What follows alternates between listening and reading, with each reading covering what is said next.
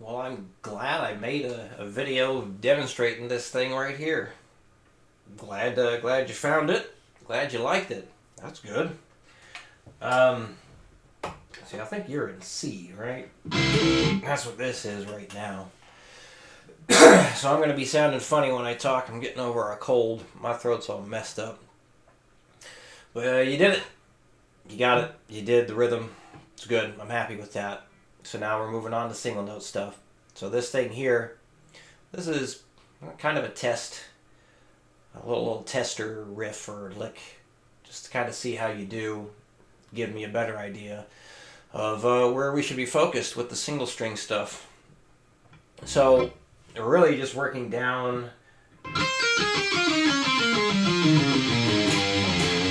that right there. So if you know any 3 notes per string scale shapes, this is basically the B Locrian.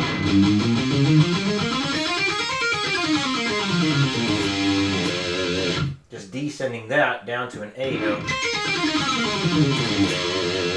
Although it's not an A in baritone or C standard. But we're going to pretend like it is, so this way we're not having to memorize the fretboard in all kinds of different ways. So, big things to do here when you're playing is, muting. So when you're doing single note stuff, single strings, there's a lot more muting that has to happen, I feel. So when you're up here on the high E string, remember the index finger needs to be up underneath the B string. Picking hand needs to be laying across all those other strings, like the E, A, D, G, and maybe a little bit of the B. So as you are changing strings, your hand has to adjust to what it's covering up, and then your index finger on your left hand has to keep moving as well, obviously, but making sure that you're muting the adjacent, so whatever. I cannot talk today. Ugh. When you're on the high E string, your tip of your index finger is up under the B string. When you're fretting the B string, your index is up under the G string. When you're on the G string, your index is up under the D string, and so on. But it's also laying across all those higher pitched strings that aren't being used. So when you're working on this, anytime you hear any strings ringing out, any open strings ringing out, we have to address it and figure out what's going on. Is it the left hand that's not muting? Is it the right hand that's not muting? So anytime you hear like dissonant stuff happening, that's pretty much always a case of not muting properly. So yeah, we just want to be careful that we only hear what we want to hear. So let's see how it goes this week. Get to where you can. 60, 1, 2, 3, 4.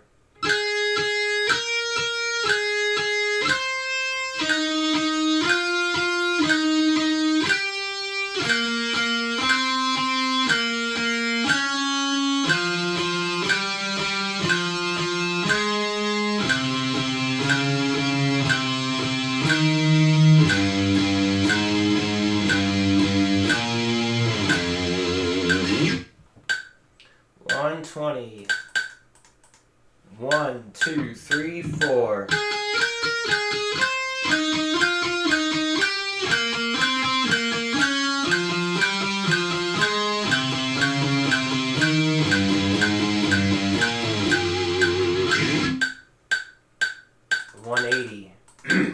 One, two, 1, 2, 3, 4.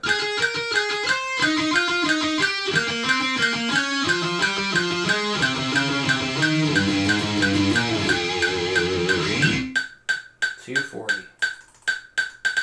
1, 2, 1, 2, 3, 4.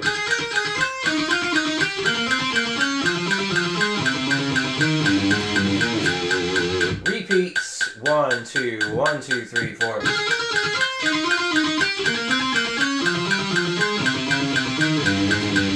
2, 3, 4.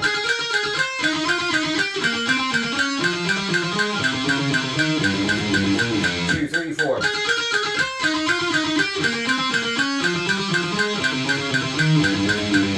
2, 3,